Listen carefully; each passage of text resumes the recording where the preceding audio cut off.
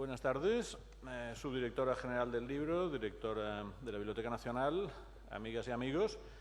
Esta es la segunda sesión del ciclo El libro como universo del tricentenario de la biblioteca que inauguró ayer el profesor Marc Fumaroli, y hoy contamos con Enrique Vila-Matas, nacido en Barcelona en 1948, autor de una vasta obra traducida a 32 idiomas, sin ninguna duda uno de los autores españoles de referencia, que ha obtenido, entre otros premios, el Ciudad de Barcelona, Rómulo Gallego, Serralde, Nacional de la Crítica, Médicis, El Samorante, Mondelo. No voy a dar la lista de sus títulos, ni voy a intentar hacer un repaso de su obra, sino intentaré brevemente centrarme en las razones que hacen de él una figura insustituible en un ciclo como este, que lo que pretende es recoger de forma panorámica y poliédrica una serie de nuevas visiones del mundo del libro. Y Vila-Matas es posiblemente el escritor español de nuestro tiempo que de forma más radical se ha planteado la idea de una narrativa metaliteraria marcada por un característico sentido del humor y una impronta desconcertante. La idea de la literatura dentro de la literatura es una disciplina muy vieja, de las Mil y una noches, al Quijote o al manuscrito encontrado en Zaragoza. Este mediodía, cuando visitábamos con Enrique y con Antonio León Sotelo los vastos fondos, los almacenes de esta biblioteca, encontraba un libro así de gordo con las actas de un simposio que se llamaba así, La literatura dentro de la literatura. Pero este género, esta forma de ver el mundo literario, Enrique Vila-Matas le ha dado un formato nuevo por varias razones. Primero, porque él novela como nadie la historia literaria y convierte el ensayismo literario en narrativa. Segundo, porque reivindica una tradición cosmopolita de autores raros, o como mínimo raros entre nosotros, y o olvidados, como por ejemplo el Robert Balser, a quien le dedica la novela Doctor Pasavento. Y tercero, porque ha conseguido introducir algunas ideas fuertes en nuestro mundo cultural. Y digo ideas fuertes, entendiendo como tales esas ideas que acaban incorporándose a la cultura general. Remarcaré tres. Su primera idea fuerte es la del libro asesino.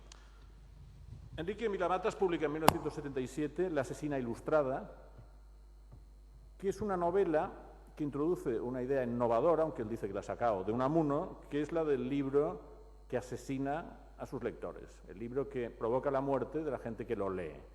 Es una idea metaliteraria, literatura dentro de la literatura, es una idea con sentido del humor, y Roberto Bolaño decía que es una de las dos novelas que marcan a su generación, junto con Los dominios del lobo de Javier Marías. Como la generación de Bolaño también es la mía, yo también me siento marcado por La asesina ilustrada. Lo que pasa es que la novela de Marías que a mí me marcó fue Travesía del horizonte en vez de Los dominios del lobo, pero bueno, los dos coincidimos en esta novela de Vila-Matas junto a mucha más gente. La segunda idea clave, que yo creo que penetra más y es más importante, es la de la literatura portátil y lo shandy. Vila-Matas define lo shandy como la voluntad de querer ver los asuntos del mundo de una manera alegre y chiflada. Saca el concepto del Tristan Shandy de Sterne. Partiendo de una idea de Tristan Tzara, en su novela Historia portátil de la literatura abreviada, nos narra el auge y caída de la conspiración artística shandy, un movimiento basado en la frivolidad y la levedad que habría tenido lugar entre 1924 y 1927, y lo siguen sus evoluciones, sus diarios, sus anécdotas, sus escenarios como Nigeria, Praga, Trieste, París o Sevilla, y a través de personajes como Marcel Duchamp, Georgia O'Keeffe, César Vallejo, Man Ray.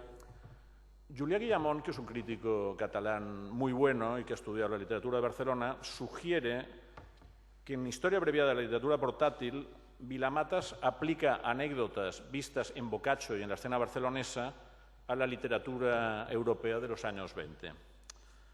Espero que Enrique nos diga si es así o no. La tercera idea clave, que ha impregnado la cultura española, yo creo, mínimamente leída de nuestros días, es la idea de los Bartleby, los escritores que no escriben.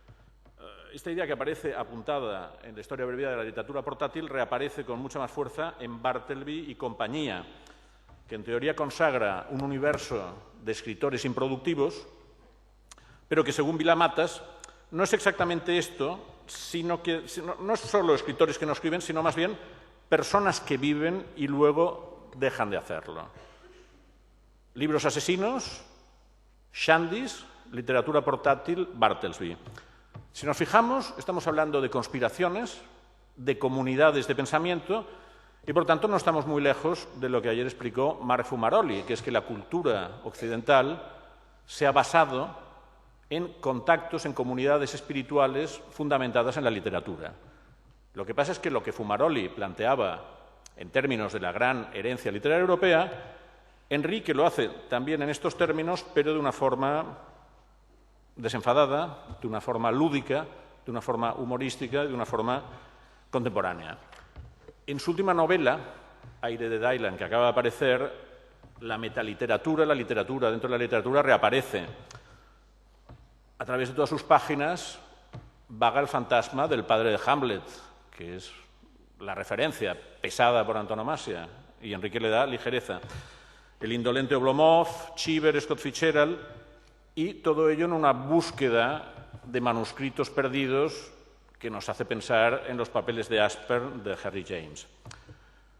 Yo, salvando todas las distancias con un autor tan importante y tan reconocido como el que tengo al lado, coincido con Vilamatas en varias cosas. Los dos somos de Barcelona, los dos llevamos un Vila en el apellido, durante un tiempo frecuentamos los mismos bares nocturnos y ahora que ninguno de los dos salimos de noche, coincidimos de una forma, yo creo, más familiar y más tranquila en el mismo barrio donde yo trabajo, en el diario La Vanguardia, y él vive y también trabaja en su casa, y vamos a parar a la misma librería, que es la librería Bernat, que sale en Aire de Dylan. Por tanto, después de tantos años de coincidencia, no es raro que volvamos a coincidir en este ciclo de la Biblioteca Nacional, donde le hemos pedido que nos hable de la literatura portátil. De modo que bienvenido y muchas gracias, Enrique Vilamatas. Bueno, muchas gracias. Buenas tardes. La levedad, ida y vuelta. Son 17 fragmentos para esta tarde. 1. Hasta llegar al relato Porque ella no lo pidió, de mi libro Exploradores del Abismo, mi obra se dividió en dos partes. En la primera, creo haber desplegado una intensa indagación sobre el sinsentido, y en la segunda, en deliberada coincidencia con la tan metaliteraria segunda parte del Quijote, haberme dedicado a construir una automitografía. En mi tercera y última, supongo, etapa, busco literalmente el difícil brillo de lo auténtico, aproximarme a la verdad a través de la ficción, acercarme a esa verdad que hay en todo camino propio. Dicho de otro modo, tratar de no traicionarme nunca a mí mismo. Esta conferencia debe o puede ser escuchada y encuadrada en el contexto de esta tercera etapa. 2. No habrá una desmesurada presencia de citas literarias en mis palabras de esta tarde-noche, pero no porque haga acto de contrición de mi método de escritura en mi segunda etapa o parte del Quijote, no porque me haya arrepentido de nada, sino porque esta conferencia es un breve y ligero viaje aéreo que va desde la primera etapa a la tercera, de la historia abreviada de la literatura portátil a Aire de Dylan, sin pasar por los años de la automitografía, es decir, sin pasar por los años metaliterarios. Sobrevolaremos, pues, mi culpa española, la mancha intertextual, que se ve desde lo alto. Una mancha que no es tal, sino pura y simple incomprensión de algunos de mis paisanos que ven solo citas literarias, donde siempre hubo una visión del texto narrativo como un tejido intertextual, abierto continuamente a referencias múltiples. Ven solo citas donde siempre hubo la necesidad de ver cualquier texto como eje de una experiencia literaria, cultural o artística mucho más amplia que el mismo texto. Ven solo citas donde siempre hubo en realidad la necesidad de relacionarlo todo, quizás para que no se acaben nunca los relatos, y porque además, a fin de cuentas, ya desde mucho antes de Marcel Duchamp, un urinario era mucho más que un urinario. De hecho, hasta la casi imposible última mota de polvo del desierto más perdido de la Tierra tiene su historia detrás, su densa comunicación de tiempo indefinido con las estrellas, por ejemplo, sus sorprendentes relaciones de cultura. 3. Creo que en mi vida han chocado al menos dos tensiones siempre, dos tensiones narrativas también.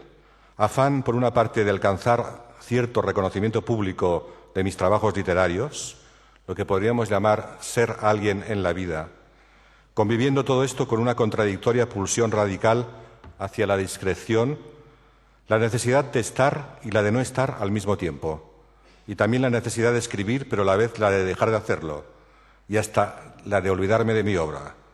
Todo esto ha guiado mis pasos obsesivamente en los últimos tiempos. Esa contradicción entre querer seguir escribiendo y desear dejarlo. Ser el activo Picasso y producir todo el tiempo, pero también ser el inactivo Marcel Duchamp y prodigarme lo menos posible y hasta quitarme de en medio, suicidarme o desaparecer, como Rigaud o como Jacques Bachet, también como Cravant, todos ellos artistas sin obra. Hablar mucho, como mi padre, y a la vez conocer las sabias pautas del silencio, como mi madre. Dos posibilidades de las que ya habló Kafka: hacerse infinitamente pequeño o serlo. Y en realidad suscribir aquello que decía Walt Whitman. Decía: ¿me contradigo? Muy bien, me contradigo. De máquinas solteras como las de Bachet, Cravant y Duchamp se pobló en los primeros meses de 1984 mi historia abreviada de la literatura portátil. Un libro feliz. Su género, la ficción radical, en contacto pleno con una libertad narrativa sin límites. ¿Qué clase de experiencia fue escribirlo? Lo ignoro, solo sé que me adentré en la historia de la fugaz conspiración de los shandies, los defensores en los años 20 de una literatura de máquina soltera y portátil. El libro acabó siendo una especie de instigación a la conversión de la vida propia en un arte, a llevar pues el poema encima y saber pasear como nadie por la última alameda de la tarde, por la poesía de nuestra propia vida. 4. La sorpresa llegó el día en que, 12 años después de publicar Historia abreviada, un amigo de Barcelona me informó de que había aparecido en Francia un libro que era, sin duda alguna, directamente shandy. Me acordaré siempre, y está debidamente documentado en mi diario, me acordaré del momento y del lugar en que esto ocurrió, 18 de diciembre del 97, en la librería Laie, Barcelona. Mi amigo me anotó en un papelito el título de la obra y del autor: Artistas sin obras. I would prefer not to. De Jean-Yves Jouanet. Debes saber, dijo mi amigo, que en París hay un shandy de verdad. Y dándose media vuelta se fue corriendo como si no deseara contemplar mi cara de estupor. A las pocas semanas, en marzo del 98, compraba en París Artistas sin obras, I would prefer not to, y esa misma noche lo leía de un tirón en el horrible hotel de la ópera. El libro manejaba una amplia lista de dandies o elegantes creadores que habían optado por la no creación, personas que habían realizado obras para sí mismos en lugar de hacerlas para la lógica industrial. Allí estaban de entrada Bachet y Duchamp, encabezando una amplia sucesión de artistas perezosos, con poca obra o ninguna. Todos eran dandies y al mismo tiempo todos completamente shandies. Mi propia sombra cruzaba en cierto momento por el libro, pues mi conspiración portátil aparecía citada en ella. Pero había algo raro. Jouanet había incluido en la lista de mis conjurados a un shandy que yo no conocía. Decía Jouanet de mi libro: una improbable sociedad secreta, que de hecho es una comunidad del espíritu, reúne a artistas tales como Marcel Duchamp, Walter Benjamin, Aleister Crowley, Francis Picabia, Félicien Marbeuf, Scott Fitzgerald, Valéry Larbaud y muchos más de la misma especie. 5. ¿Quién diablos era Félicien Marbeuf, tan impunemente incorporado por Jouanet a mi sociedad secreta? Pronto supe que era, según Jouanet, el más interesante de los escritores que no han escrito nunca, el autor de una serie de magníficas novelas no existentes. Por aquellos días no conocía todavía ciertas ventajas de los buscadores de Google en Internet y por tanto no resultaba tan fácil como ahora averiguar si Marbeuf había existido de verdad. Recuerdo que lo busqué a Marbeuf antes que nada en las biografías de Flaubert, pues me había quedado grabado el episodio que narraba Joannet acerca de la visita que hiciera el autor de Madame Bovary a la casa de los padres de Félicien Marbeuf, buenos amigos suyos. Según Joannet, el joven Félicien Marbeuf tenía entonces 17 años y lo había pasado muy mal durante esa visita porque Flaubert apenas se había dignado dirigirle la palabra. Y el pobre Félicien había pensado desde entonces que él no era más que una sombra, un mueble del comedor en el que sus padres habían recibido al gran Flaubert. Todo aquello del joven que al mismo tiempo era un mueble me llegó al alma y algunos años después traería consecuencias cuando me ocupé en Bartleby y compañía de la biografía de Clément Cadoux, un joven cuya biografía parecía hermanada con la del pobre Marbeuf. Ha pasado el tiempo y hoy tanto Marbeuf como Bachet, como Cravant, como Firmin Quintrat, como todos los otros artistas sin obra que nombraba Joannet en las páginas de su ensayo, me parecen unos claros antecedentes de los Oblomovs o jóvenes perezosos de Aire de Dylan, la novela que publiqué hace unas semanas. De hecho, hay una línea en la rama noble, o como mínimo extremadamente shandy, del árbol de la vida de mi obra, o del árbol de la obra de mi vida, que se inicia con Historia abreviada, sigue con Bartleby y compañía y va a parar a Aire de Dylan. Es la línea portátil, pura y dura de esa rama noble dentro de mi producción literaria. En esos 3 libros de la línea portátil hay una exquisita relación con la levedad, con la ligereza entendida como ejercicio opuesto a la gravedad, pesadez insufrible de lo libresco cuando, en aras de una supuesta trascendencia, da la espalda a la aterradora posibilidad de que una simple corriente de aire, esa corriente, por ejemplo, que percibimos todavía en pleno verano y que nos anuncia de golpe el otoño y nos llega en forma de frío que emana a ras de suelo y que parece haber hecho su sigilosa aparición para no marcharse, pueda ser también esa corriente de aire, el tema central de una novela. 6.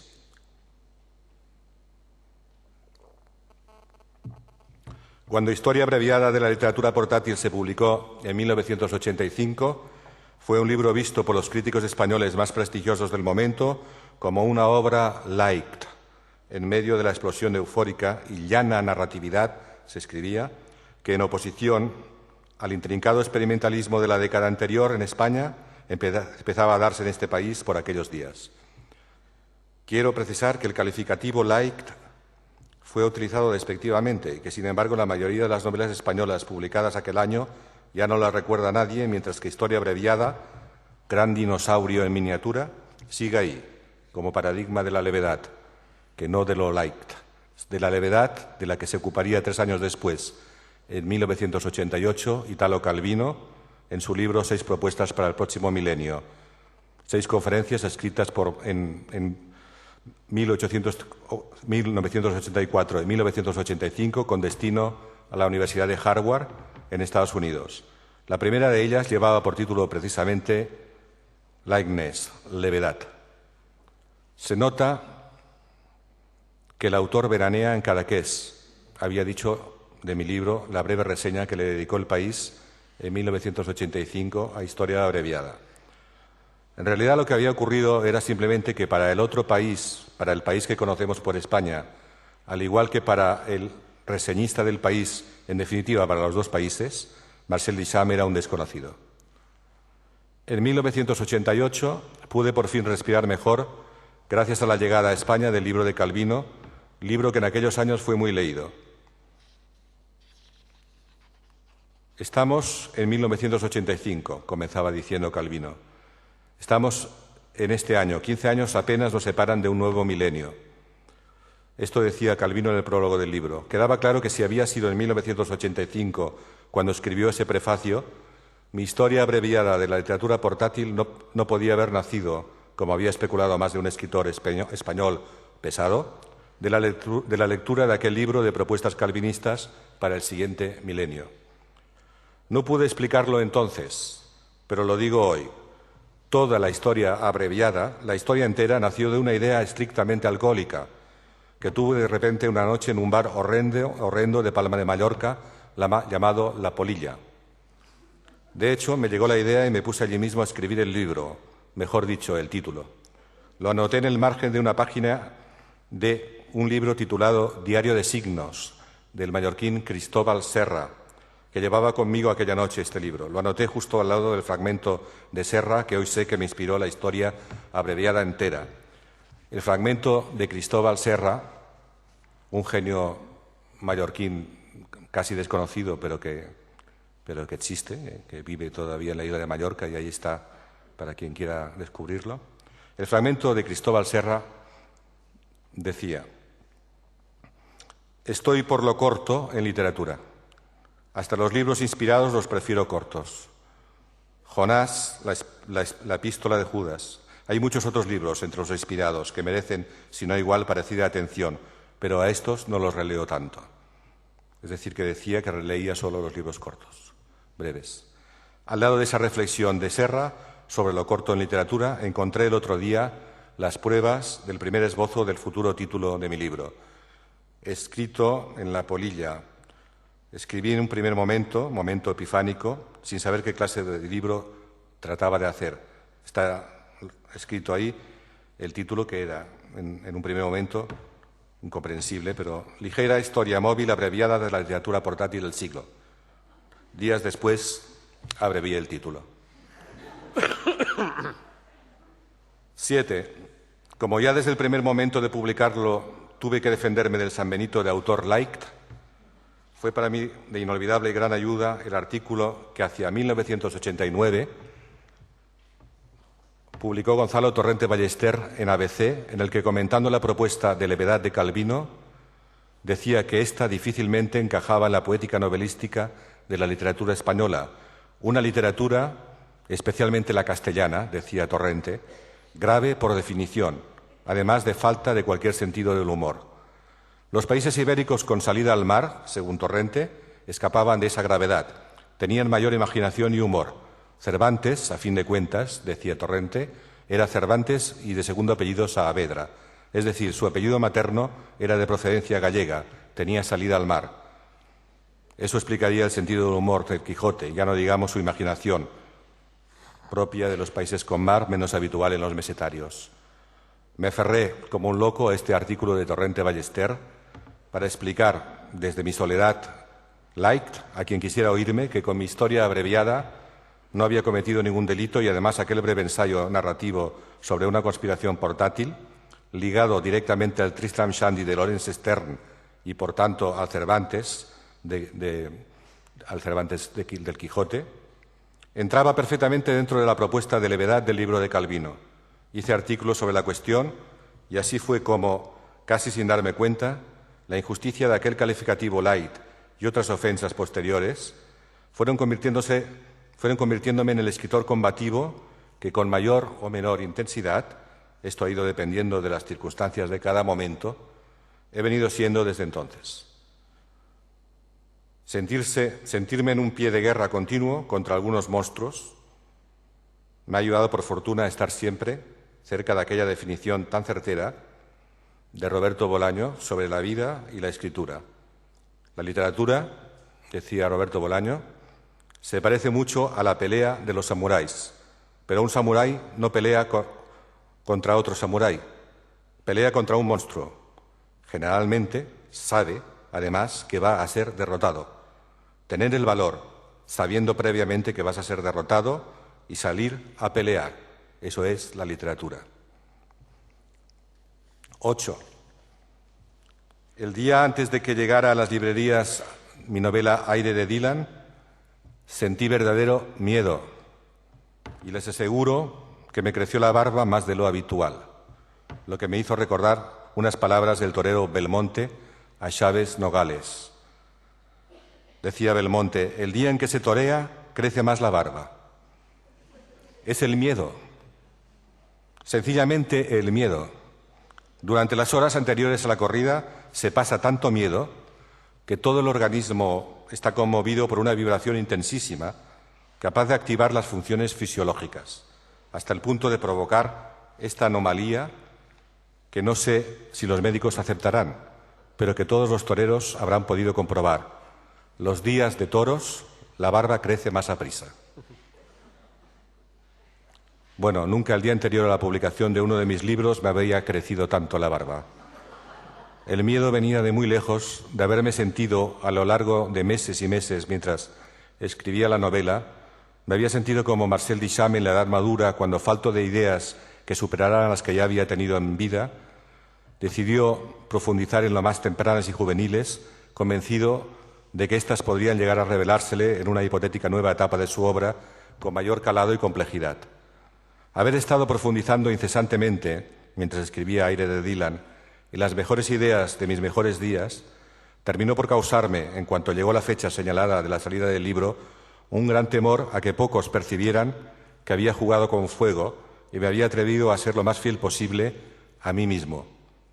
Y al mismo tiempo fiel al joven que, si se me permite la leve ironía, introdujo lo like en el panorama de la literatura española no liked. El principiante, en definitiva, que escribió la historia abreviada. Dicho con las certeras palabras de un amigo, el miedo venía... Bueno, él no habló del miedo porque nadie sabía que he tenido miedo hasta hoy. Dicho con las certeras palabras de un amigo, que no llegara a percibirse bien que Aire de Dylan, siendo la más personal de todas mis novelas, era al mismo tiempo la que menos lo parecía. Me daba miedo tanto no parecerme a mí como parecerme. Y de ahí venía el miedo, realmente. Y la barba, natural. 9. Dicho queda. Aire de Dylan es la más personal de todas las novelas mías. De no saber que alguien ya lo había dicho, seguro que esto lo suscribiría de inmediato ahora Bolaño. Me acuerdo de Roberto Bolaño. Me acuerdo mucho de una tarde en la que solo hablábamos de Baudelaire. Toda la tarde con Baudelaire. Fue en Blanes, hacia 1988. Le gustaban unas palabras de Baudelaire que tardé después mucho tiempo en encontrar, por lo que incluso llegué a pensar que las había inventado. Lo que Baudelaire había dicho era: en la extrema enumeración de los derechos del hombre, que la sabiduría del siglo XIX reemprende frecuentemente con marcada satisfacción, hay dos puntos muy importantes que han sido olvidados.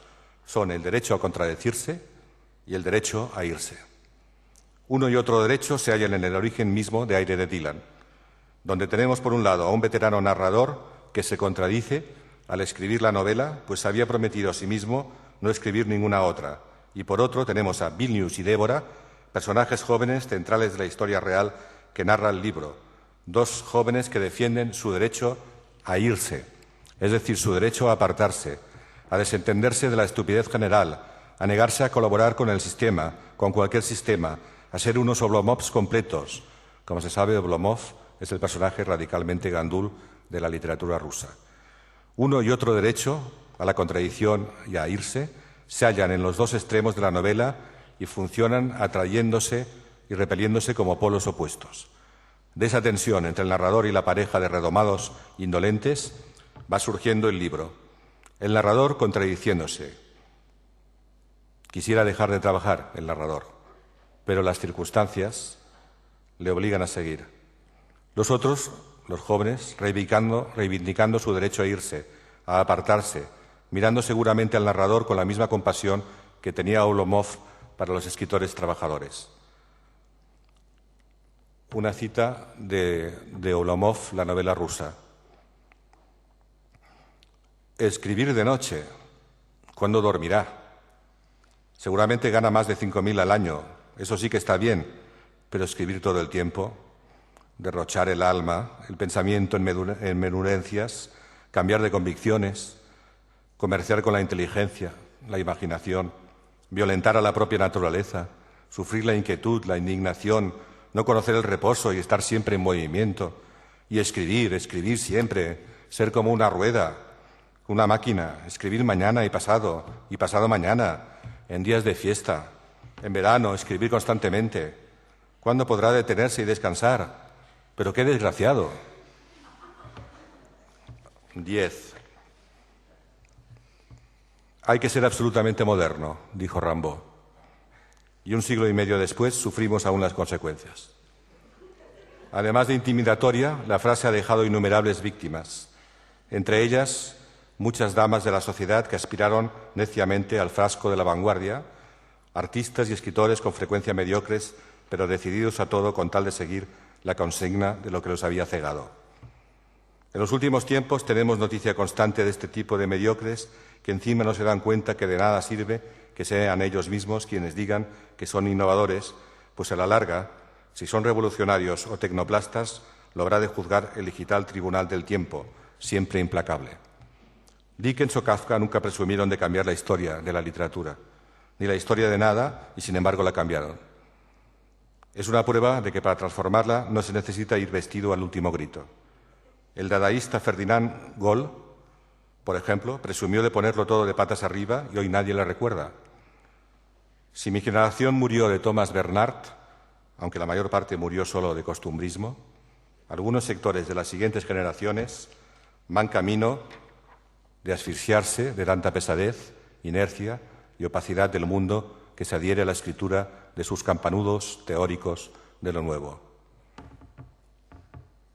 En su momento solo Baudelaire estuvo a la gran altura de las circunstancias, quizás por eso hoy es el único moderno que no nos parece anticuado.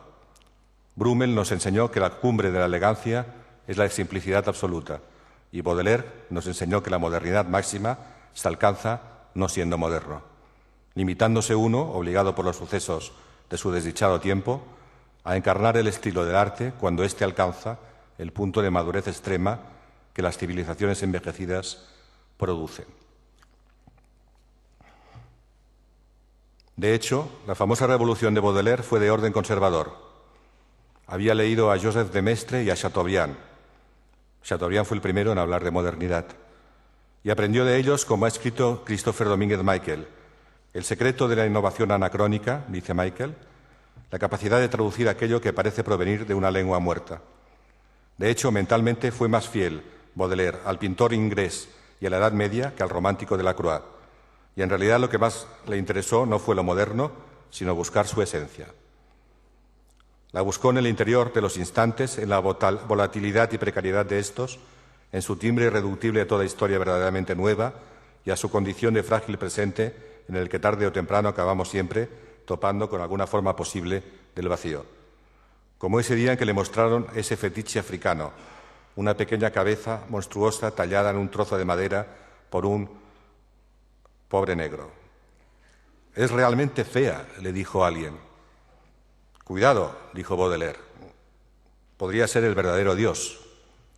En el penúltimo párrafo del libro de Calasso, La Folie Baudelaire, en la descripción de un instante en el que se prevé la inmediata llegada del invierno, Calasso parece apresar el secreto de la innovación anacrónica y la estremecedora y verdadera índole de lo moderno. Dice, el rumor continuo de los troncos cayendo sobre el empedrado de los patios. Eran descargados de las carretas, casa por casa, ante la inminencia del frío. La leña cae al suelo y anuncia el invierno. Baudelaire vela. No tiene necesidad de ninguna otra cosa que no sea ese sonido sordo, repetido. Casi oímos, cierro paréntesis, casi oímos la caída ahogada de los leños y la laboriosa respiración del poeta ante el invierno.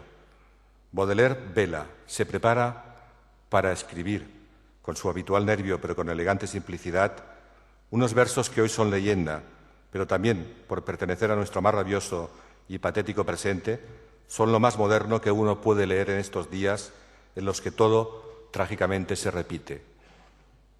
Escribe Baudelaire. Escucho temblando cada tronco que cae. El patíbulo que erigen no tiene eco más sordo. 11. Aire de Dylan busca en el interior del momento, busca describir la esencia, el aire de nuestro tiempo, la fragancia de lo efímero, la leyenda del instante, su volatilidad y precariedad. Es también un diálogo con el escritor que fui, con el escritor que escribió Historia abreviada de la literatura portátil. Nadie en mejores condiciones que yo para recordar a ese joven en el momento de tramar aquel libro feliz. Pero para ello me remonto al momento fundacional. El bar de Mallorca, la polilla. La exposición, y he de hablar entonces de una exposición sobre máquinas solteras de la literatura, que así se llamaba la exposición que vi en París en 1983 en el Gran Palais. Yo era un admirador de Raymond Roussel y de las máquinas que aparecían en su novela Locus Solus, y de pronto ver alguna de ellas reproducidas en la exposición me impresionó. Nunca se me había ocurrido pensar que aquellos engendros mecánicos pudieran ser mucho más que unos dibujos en las páginas finales de Locus Solus. Vi gran cantidad de máquinas solteras en la exposición de París. Luego pienso que de todo el ensayo de Calvino sobre la levedad, el fragmento más interesante es precisamente el que no entendí en 1985, cuando leí por primera vez ese texto. Es un fragmento en el que Calvino habla de mirar el mundo con otra óptica, otra lógica, otros métodos de conocimiento y de verificación, con imágenes de levedad, de ingravidez, porque dice en 1985, como demuestran los científicos, el mundo, más que en sus aspectos visibles, está finalmente apoyado en entidades sutilísimas como los mensajes de ADN, los impulsos de las neuronas, los quarks, y asómbrense en los bits del software. El software, sigue diciendo Calvino, manda. Las máquinas de hierro siguen existiendo, pero obedecen a los bits sin peso. Los bits sin peso, digo ahora, sí que son unos buenos shandys de verdad, unas perfectas, diría que idóneas máquinas solteras. Nos recuerdan que la idea de que el mundo está constituido por átomos sin peso nos sorprende porque tenemos experiencia del peso de las cosas, así como no podríamos admirar la levedad del lenguaje si no supiéramos admirar también el lenguaje dotado de peso. 12. Me gusta por encima de todo sentirme desocupado, libre para observar, para pasear, libre para, si se diera el caso, entrar en una cámara de escritura para desocupados, aquel establecimiento de Berlín en el que Robert Walser trabajó durante una larga temporada.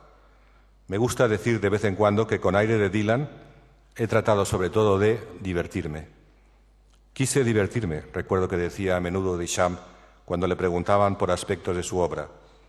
Esos quise divertirme fueron siempre los hitos irónicos de la demostración por parte de Duchamp de su no actividad, de su vida de hombre desocupado, dedicado tanto a hacerse preguntas leves como a encontrar respuestas a cuestiones que no solo nadie se planteaba, sino que seguro que jamás nadie se habría planteado nunca.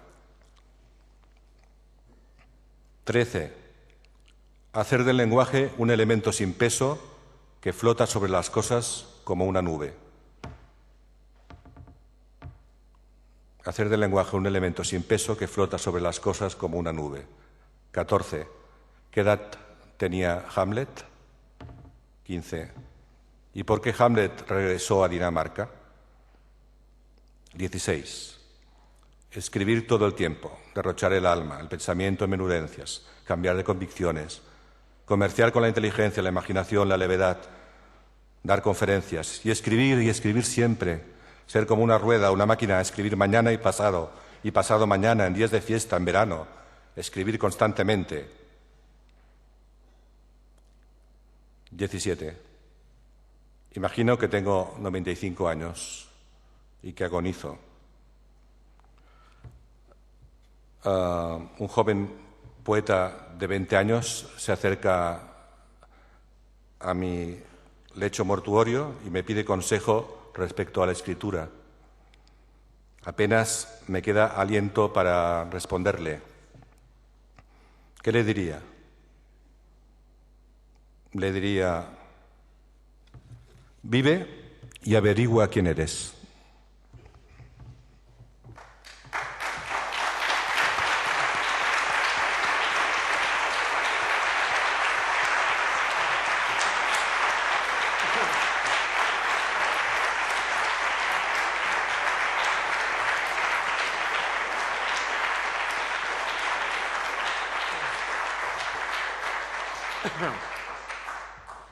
Bien, les sugiero que apunten el día en sus agendas, 26 de abril, porque yo creo que para los vilamatianos hay un antes y un después de ese día y que todos podremos decir, yo estuve allí porque después de las introducciones que ha hecho recientemente para sus recopilaciones de textos periodísticos, de narrativa breve que han sacado de bolsillo, Yo creo que probablemente esta es la exposición más exhaustiva, a la vez también más brillante y más vilamatiana de la poética del autor. Yo creo que Vilamatas ha resumido de forma fehaciente su poética y en este sentido, bueno, yo estuve allí el día que Vilamatas recopiló cuál era su mundo en el año 2012.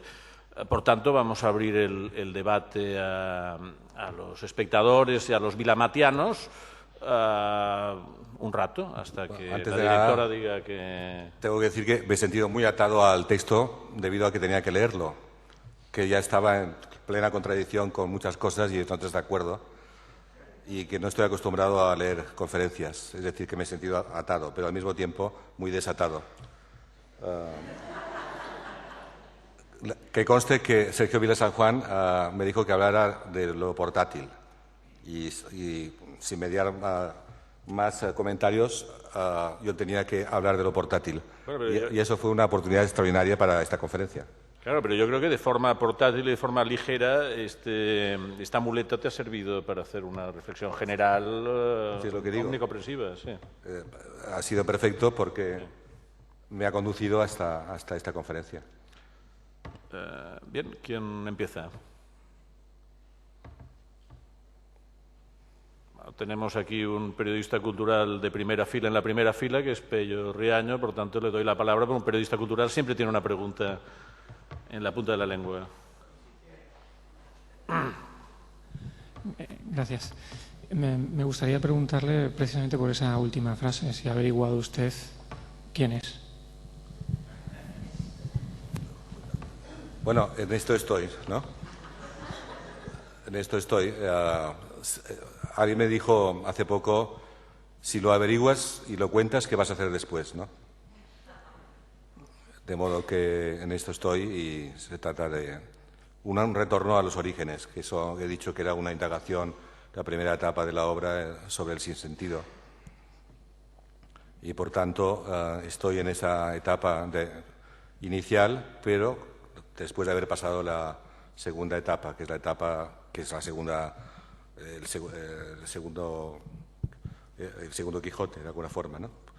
Para levantar esa segunda etapa de las acusaciones estrictas de metaliterario. Soy metaliterario y no lo soy, es decir, en las dos cosas. Estoy orgulloso de serlo, sin serlo, ¿no? Pero estoy orgulloso de serlo, sin serlo, cuando no se me acusa de metaliterario, sino que se me dice que lo soy, como en la segunda etapa del Quijote. Si se dice de otra forma, entonces me siento indignado.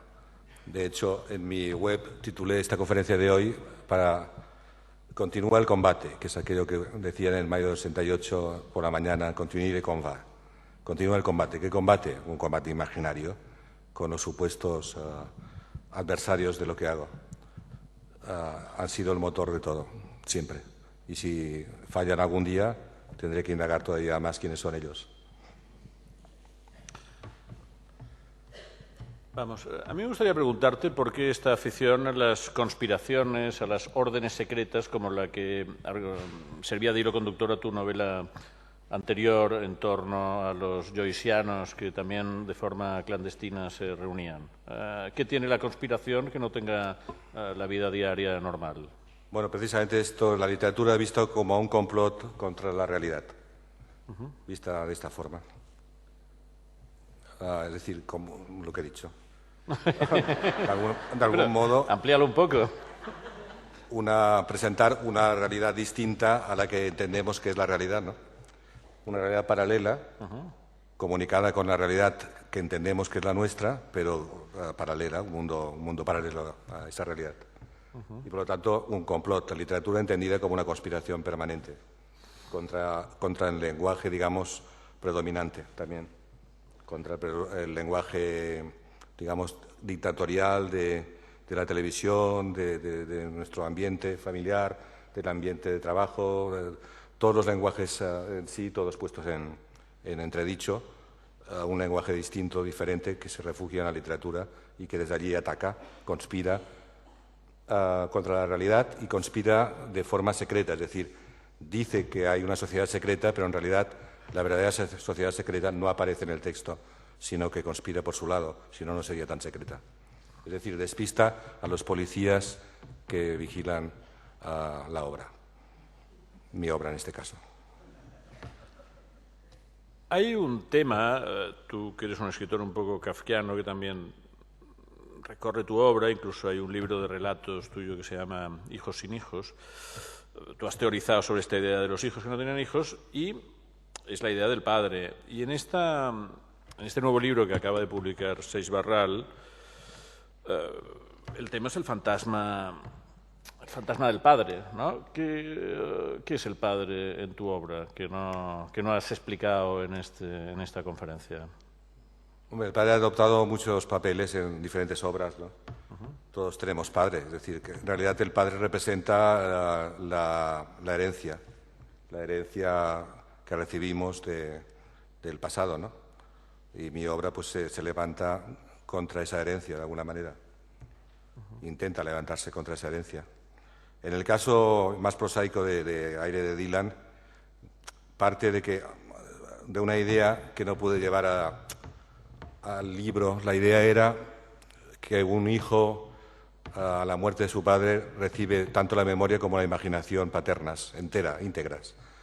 La idea era bonita, estaba perfecta, pero no estaba a mi alcance de llevarla a cabo, porque desde el primer momento me di cuenta que, naturalmente, si alguien tiene dos memorias y dos imaginaciones al mismo tiempo, es un conflicto para narrar algo, cualquier cosa.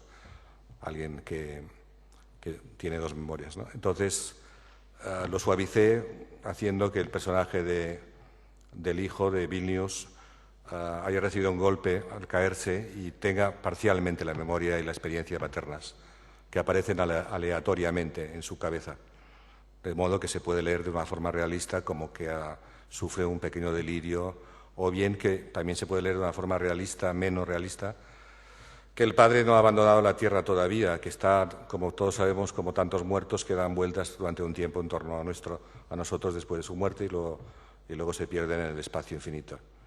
Entonces, en este sentido, tenemos la figura de un padre fantasma en este aspecto, que en la novela se va alejando poco a poco de la cabeza y de la memoria y experiencia del hijo. Eso daba también paso a la referencia a Hamlet y a la puesta en marcha de la historia de Hamlet en la novela. A un padre que pide simplemente venganza, el hijo cree que ha muerto, el padre le indica que lo han asesinado. Y esa sospecha es la que sirve de motor al hijo para darse cuenta de que puede ser que sea real y verdad lo que le indica el padre desde la ultratumba, ¿no? En tu novela arranca con el narrador y el protagonista que coinciden en un peculiar congreso o simposio sobre el fracaso que tiene lugar en Senegal, en Suiza. Pero parece ser que tú no estuviste en este congreso. ¿Qué explicas? Cuéntanos tu relación con el Congreso del Fracaso. Bueno, yo no estuve, pero sí fui invitado al Congreso del Fracaso. Lo digo porque, en realidad, desde que salió el libro, todo el mundo ha dado por supuesto que nunca ha existido un Congreso del Fracaso. Y he tenido que explicar que sí que ha existido. Hay incluso un libro publicado sobre las tesis de este Congreso. Fui invitado al Congreso por Ivette Sánchez, que es una catedrática en Sangal de literatura española. Fui invitado y no pude asistir porque tenía un compromiso editorial que lo impidió. Desde entonces que Ivette Sánchez me juró venganza eterna por no haber acudido al Congreso del Fracaso, pero el hecho es que tuvo lugar ese Congreso. Me pareció una idea extraordinaria, y más viniendo de la Suiza alemana, lo que permitía pensar en un Congreso interesantísimo. Y efectivamente así fue. Hay grandes tesis y grandes opiniones sobre el tema. A la salida de este libro, el tema del fracaso ha aparecido constantemente en las críticas, reseñas, en las conversaciones con los lectores. Tengo la impresión de que a veces se entiende el fracaso como un hecho social, es decir, que no se entiende que el fracaso no es nunca... Lo importante del fracaso es el fracaso interior, el fracaso que uno conoce para sí mismo.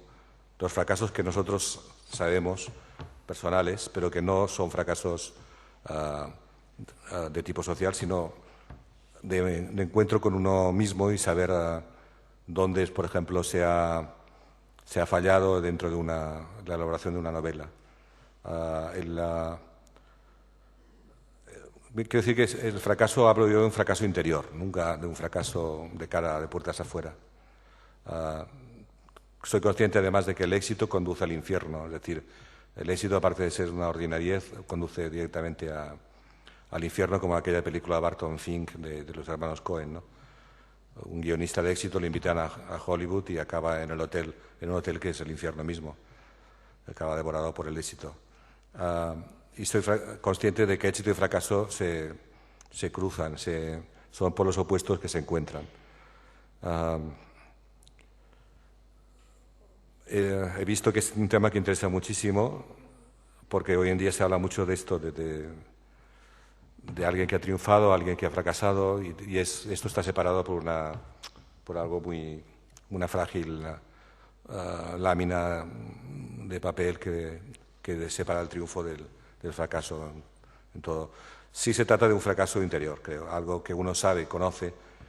Va a parar todo esto a la fábula de la que se habla en el aire de Dylan, un relato titulado Leviatán del escritor Joseph Roth, donde se plantea la historia de un vendedor de corales en un pueblo de Austria, que vende corales naturales, pero que tiene de repente un rival en su pueblo que monta una tienda al lado y vende corales falsos.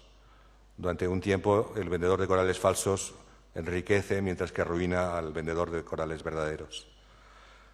Un día este hombre, este comerciante, decide mezclar corales falsos con los suyos verdaderos para que sea más próspero el negocio. En ese momento la suerte le gira la espalda para siempre. Es decir, se traiciona a sí mismo y en el momento en que se traiciona termina todo para él. Para mí el gran fracaso del escritor consiste precisamente en traicionarse a uno mismo. No ser el que eres, sino intentar hacer otra cosa distinta que se aleja de lo que es el objetivo, yo creo, de escribir una buena novela, por ejemplo, que es transmitir a otro lector una conciencia diferente de la de ese lector. Conseguir que el lector acceda a una conciencia de otro hombre, de otra persona. Traicionarse a sí mismo es lo que es el gran peligro.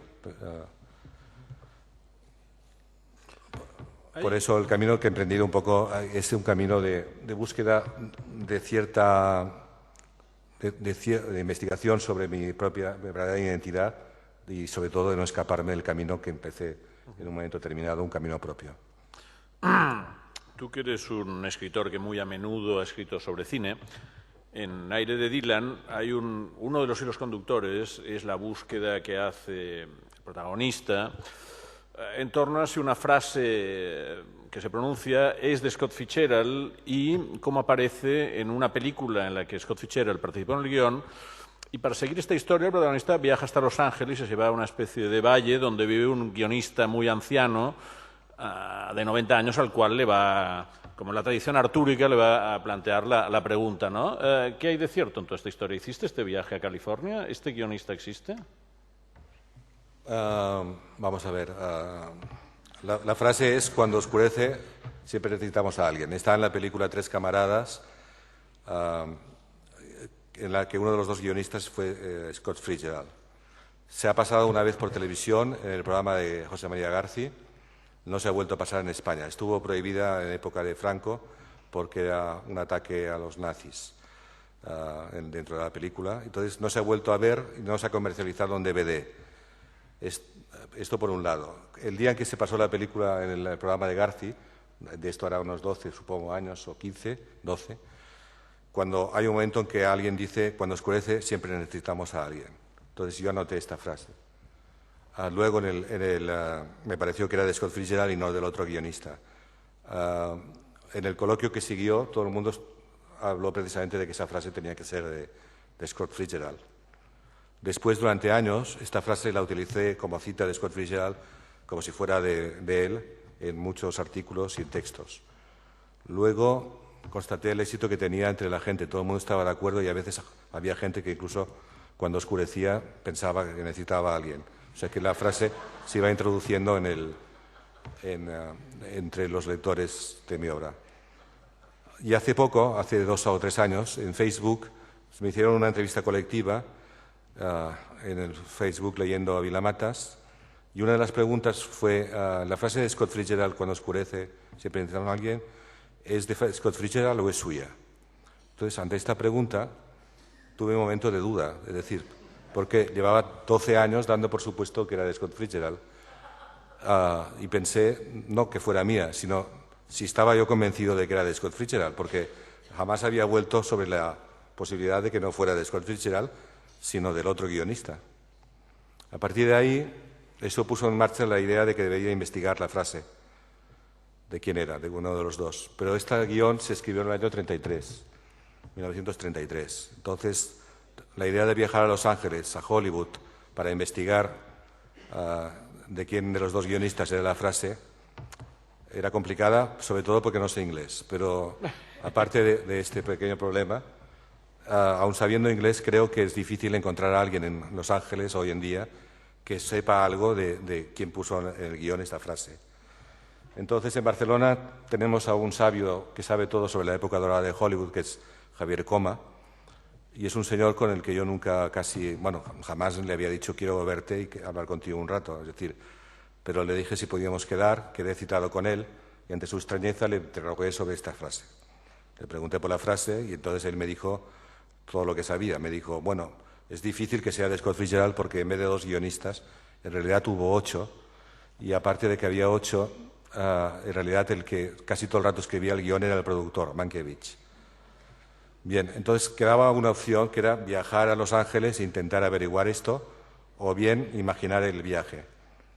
Generalmente, cuando me encuentro entre la opción de hacer la investigación o imaginar, siempre pienso que tengo que confiar en mi imaginación y apuesto por imaginar el viaje. Desde casa inicié una investigación, pero sin saber cuál era la resolución del caso.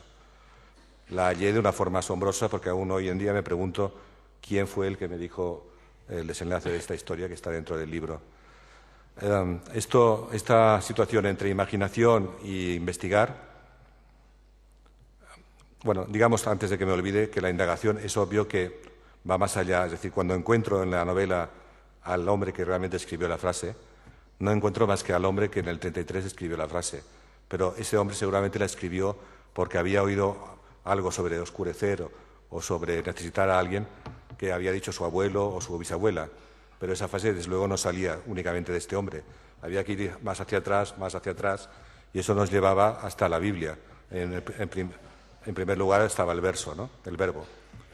Es decir, era una investigación tan metafísica que era la prueba exacta de que la indagación me llevaba a los orígenes de la palabra y a los orígenes de todo. Por lo tanto, ir a Los Ángeles habría sido una tontería, ¿no? Porque en realidad la investigación iba mucho más lejos que ir a Los Ángeles. En una situación parecida me encontré hace muchos años cuando me invitaron a dar una conferencia en lo alto de una montaña en Alemania, a las 12 de la noche. Vino la invitación por parte de la editorial alemana, que me dijeron además en un español macarrónico. Bueno, entendí un poco mal la cosa porque yo entendí que era la montaña más alta de Alemania, que a las 12 de la noche solo habrían nazis, hogueras, cantos wagnerianos. Incluso un amigo mío, al oír lo que le contaba, me dijo, sí, y además intentarán violarte en lo alto de la montaña. Durante días estuve pensando si tenía que decir que sí a la editorial alemana y dar la conferencia en lo alto de la montaña a las 12, o bien imaginar que allí en realidad solo habían escritores alemanes muertos, que era una posibilidad también. Porque mi idea era que antes de la disertación, pasaran cosas tan kafkianas en el sentido literal, tan raras, teniendo en cuenta que era el único escritor español invitado y que todos los demás eran alemanes, escritores alemanes, que era evidente que yo no iba a entender nada de lo que ocurriría allí. Pasado, decidí inventar lo que ocurría allí. Mi encuentro con los escritores muertos, y lo escribí en El mal de Montano, en una novela. Pasado unos años me encontré un escritor de Huesca que resulta que le habían invitado no a esa edición, pero a otra. Me dijo que no habían nazis, no habían cantos wagnerianos, no habían tiendas de campaña, habían hoteles de lujo y que la montaña no era muy alta. Sin embargo, en este caso había optado por imaginar. Publiqué El mal de Montano y desde la editorial alemana me volvieron a invitar para que fuera a ver, para que diera la conferencia como una pesadilla, la conferencia en lo alto de la montaña. Total, que la imaginación en este caso es una herramienta muy útil para no viajar.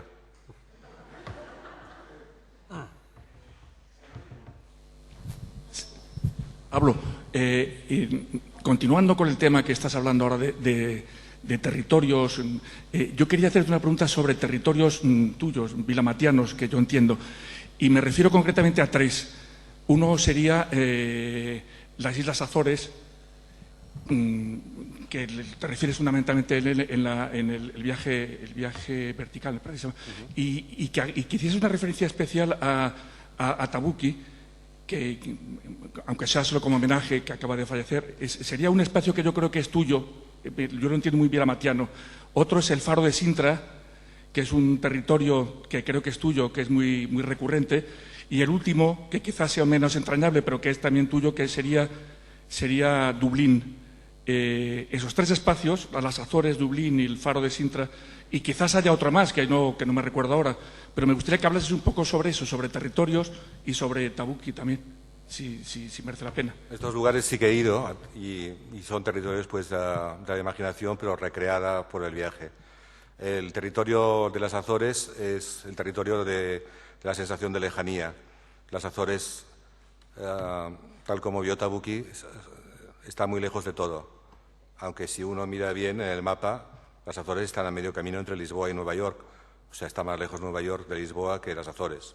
Sin embargo, eso no significa que la sensación de lejanía es inmensa cuando uno está en las Azores. Digamos que no es exactamente así como he dicho, porque por otro lado, recuerdo que cuando llegué a las Azores, y es de ahí que a veces viajar produce decepciones, la sensación de lejanía la tuve, pero todo eran antenas de televisión y eso anulaba, digamos, la idea de que estaba tan lejos de todo. De alguna forma, habían parabólicas por todas partes y la sensación de lejanía no era tan grande.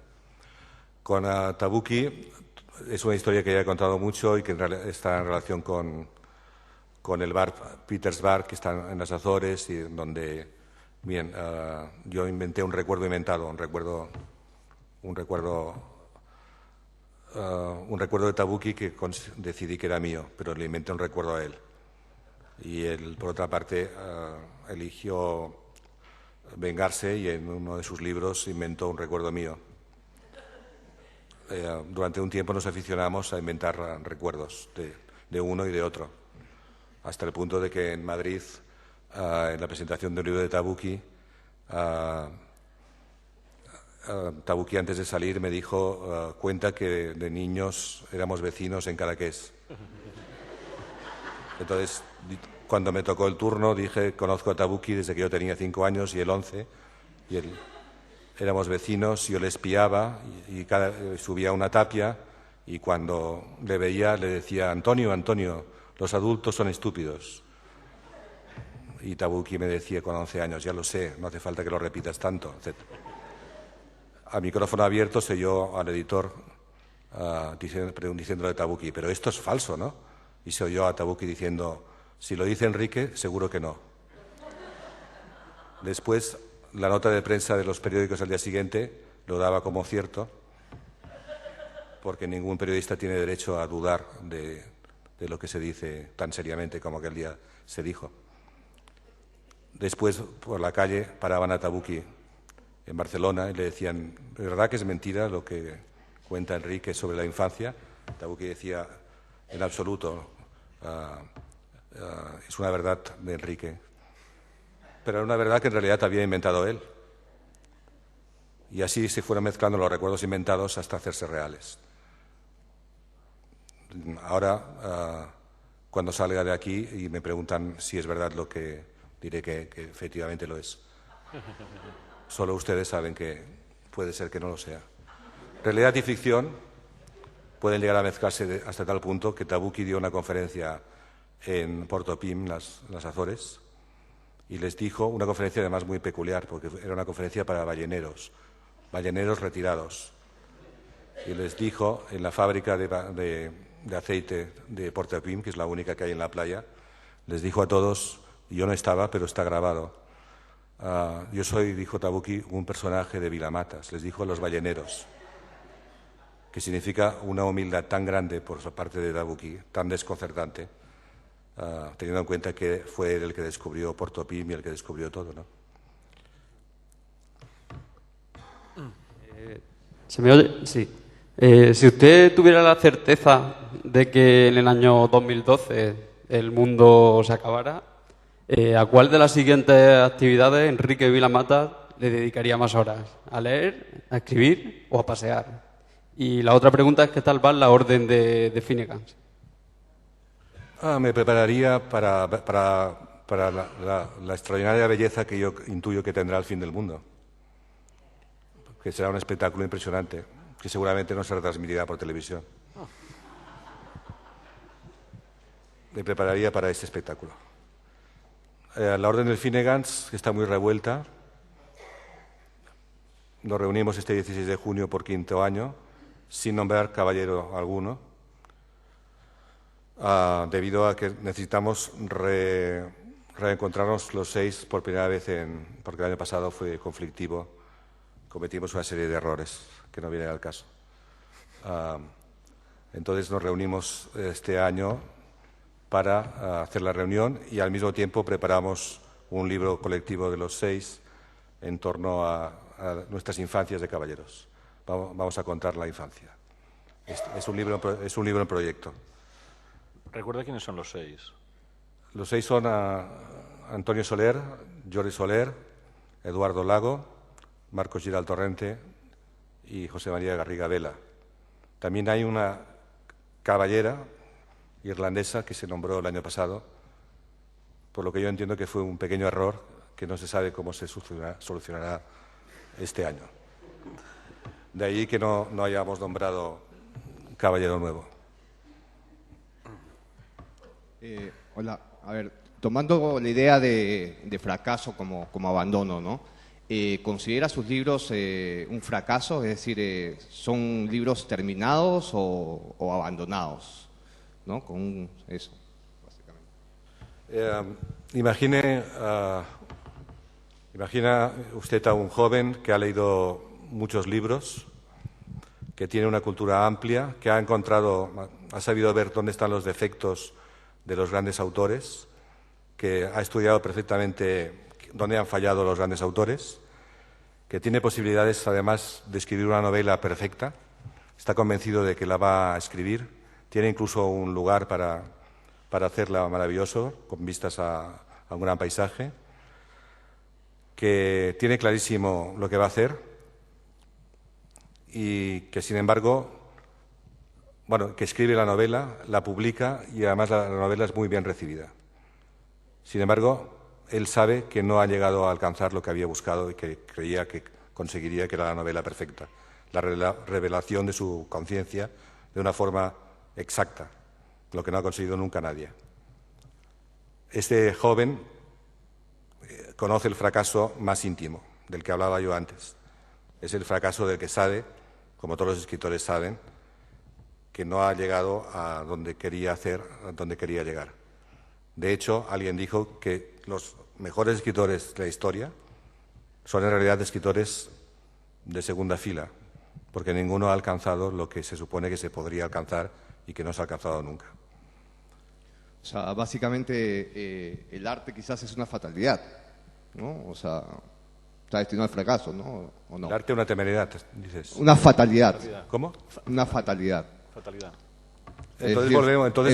El arte en sí, ¿no? O sea, estás destinado a un poco, ¿no? Volvemos a la frase de Roberto fracaso. Bolaño. Volvemos a lo de Bolaño, a la frase: del samurái que sabe que va a ser derrotado y que sale a luchar sabiendo precisamente que va a ser derrotado, ¿no? Ese es el encanto extraordinario de la literatura, saberse vencido y fracasado y salir a escena. Eso es, no hay un encanto mayor. Es una fatalidad, dice. Pero estamos todos, yo creo, abiertos a todo, ¿no? Algún día alguien escribirá una novela perfecta. No digo que no pueda ser posible, claro. Bien, con este propósito vamos a dar por concluido, si no hay ninguna pregunta más, este encuentro con Enrique Vila-Matas. Recordarles que el 9 de mayo el ciclo del libro como universo tendrá la siguiente cita con Mario Vargas Llosa. Agradecerles a todos ustedes la asistencia y a Enrique Vila-Matas esta brillante performance que nos ha obsequiado esta tarde. Muchas gracias, Enrique. Continúa el combate.